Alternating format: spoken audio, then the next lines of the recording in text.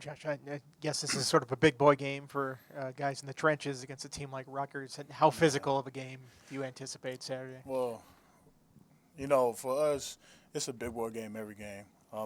We always tell everybody that it starts up front. You can't do much without the front four or the front five on the offense. So every week, we treat it as a big boy game. But just knowing last year, we're gonna learn from last year, and we're gonna correct it this year because it's about this team. Is this a matchup where you kind of know what they're going to do? I mean, they're going to run it at you, and Yeah, they're not going to disguise that very much. yeah. They're known for running the ball. They got a very talented one-two punch in the backfield. Experienced O line, pretty good. But like I said, it all starts up front. We just got to stop the run, get them down. The guy's pretty good back there, so we just got to get them down, stop the run. Josh, what do you remember about Kyle Monangai when you had to face him last year? Uh, Tough dude. Just like I said before, just got to stop the run. Just got to stop the schematics. But how do we do that? Whoever's out there in the front four, we just got to play with technique and outstanding fundamentals, whether that's pad level strike and first two steps. We've seen through in the opportunities you guys have had through 3 weeks in obvious passing situations. It seems like the defensive tackles are getting much more pressure in the middle, and that's forcing the quarterback into the lap of the defensive end. Have you seen that improvement when you guys get the chance of how well you guys are getting pushes up the middle and forcing the quarterbacks into the edges of the pockets where the defensive ends are? Yeah, of course, I've seen it, man. I play that position too, but yeah, it was very, from just years past, to affect the run, the pass game, we got to stop the run.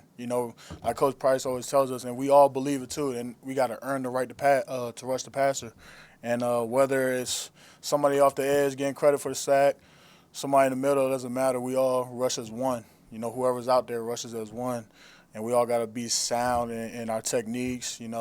Rush lane integrity is what we always harp on. But everybody doing their job. We all gonna get credited for the sack.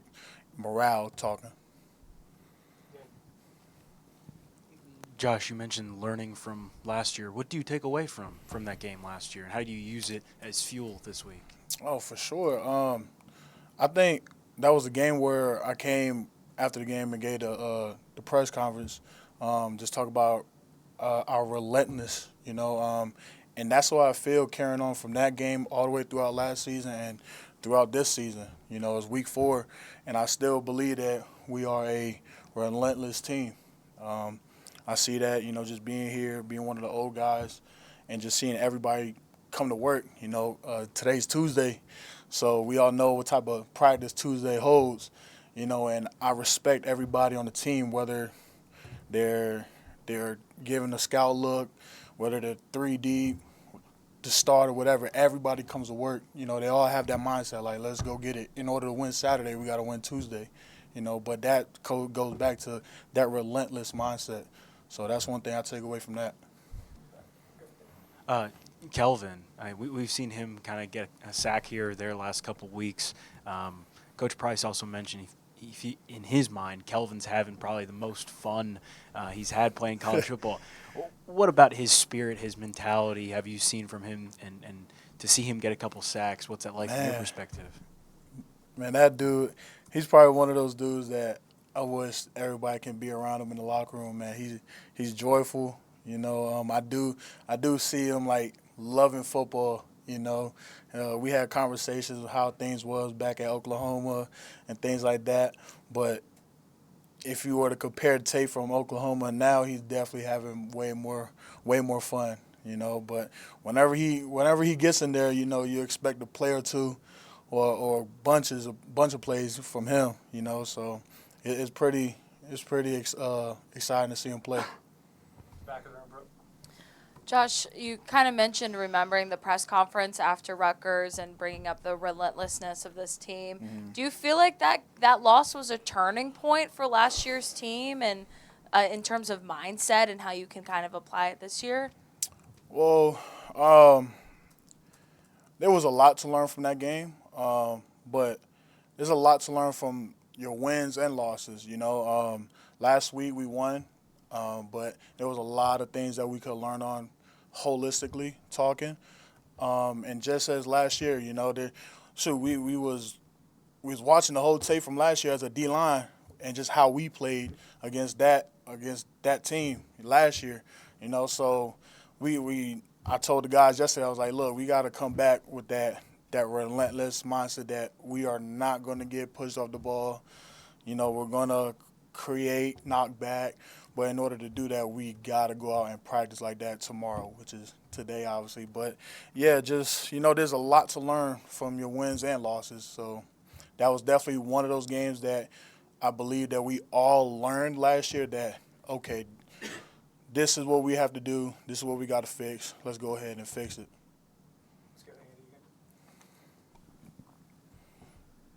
Josh, about that little speech, I would imagine that you've made that kind of speech to players before and teammates, because that seems like the kind of person you are. What prompted you in that moment to do it in front of the media? Were you just especially ticked at that moment, or? Well, it was so crazy. I believe Brother Dave had he mentioned that quote. I can't really remember the quote word for word, but something that stuck out to me about that quote, and I did a little bit of research on who said the quote, and it was just so crazy because I had no plans. I just rewrote it in my notes of how I perceived it, and then next thing you know, the outcome was the outcome last year, and I was asked to do the media, so I'm like, man, let me just talk about the team, because it's always about the team, and we didn't play terrible. We fought for sure, and that's one thing I remember from that game is that we fought in that game. So just remembering that quote that Brother Dave had sent me a day before the game, it just fit perfect for me. And I wanted to put it out there that, like we're relentless and we train like that and we believe in that. You're gonna get our best shot as we're gonna get everybody else's best shot. APR with another huge game on Saturday with 4 sacks. What does he bring to that room to be able to go out there and do that and then come back on Sunday and in practice to have that kind of performance? Man, APR brings a lot to the room, but he definitely brings that swag, that juice type of deal to him. It's like when he gets a sack, he puts it. He doesn't even have to say anything really. Like he gonna have it known that he made a sack, but now it just feels everybody else like, all right, now I gotta go out there next series and get mine, But next thing you know, he out there getting the sack that everybody wanted, But it's very it's very good, man. Like it's a blessing in disguise to see him do what he's doing right now, and I'm proud of the dude, man, really. And he joined Bruce Smith, an elite company, as the only Hokies to do it twice with 4 sacks. Has he mentioned that at all to you guys? Is that being brought up in the locker room? Do you know if he's talked to him at all? No. I seen Bruce Smith on the sideline. I'm like, whoa, that's kind of crazy, knowing who Bruce Smith is. But, I don't think those type of things were talked about in the locker room because at the end of the day, you want to just go out there and put your best stuff out there on tape because, like they always say, it's our film. And we all know APR is one of those guys to count on to put him in third down, and that's what he does, And I don't believe that he had the mindset like, all right, I'm going to go out there and try to do what Bruce Smith does. No, he had the mindset, I'm going to do what APR does for the betterment of the team, and it showed. Let's go to Zoom for a couple. On Zoom again, just please state your name and outlet quickly. We'll start with Mike. Hey, Josh, one more on Kelvin. You mentioned that if you put on the film compared to where he was, it's totally different. What is his skill set? What is he doing on the field that's so successful? Man, his skill set is just, picking back up where whoever is in front of him left off, his strength, his competitiveness.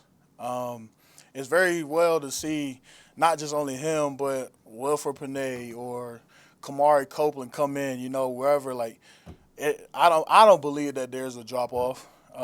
Whoever's starting the game, we rotate a lot as y'all know or as y'all see. But as soon as that first group comes out, they come in and pick up right where that group left off. So I think that's one of his skill set as much as everybody else's.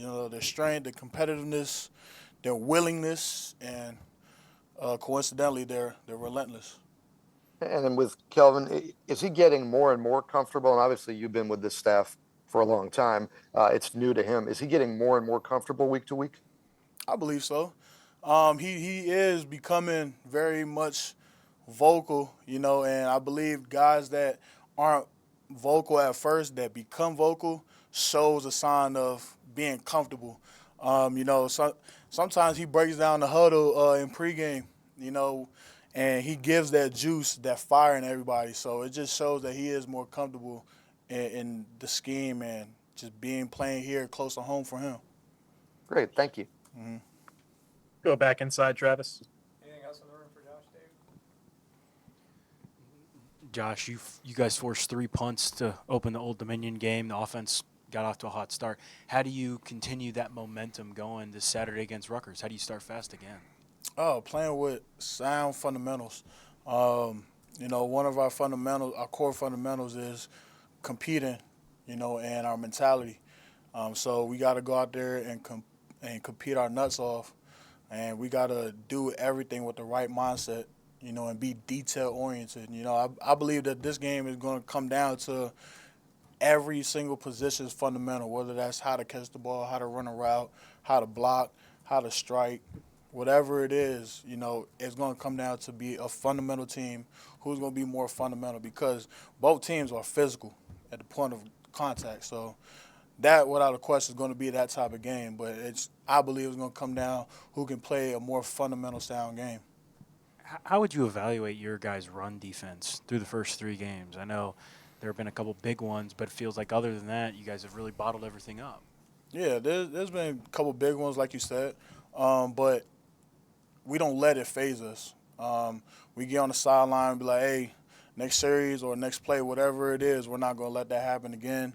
It's just, like I said, it comes down to the mindset, the mentality of that's not going to happen again, or that play, that pass, that's not going to happen again. Because it's actually a pretty good thing that we got the iPad on the sideline, and I like that. So whether a big run or a big pass happens, we get a quick adjustment. We see what happens, we point it out, and we fix it right there. And then next play, we're going to get it back. Thanks, Josh. Cool. Appreciate it.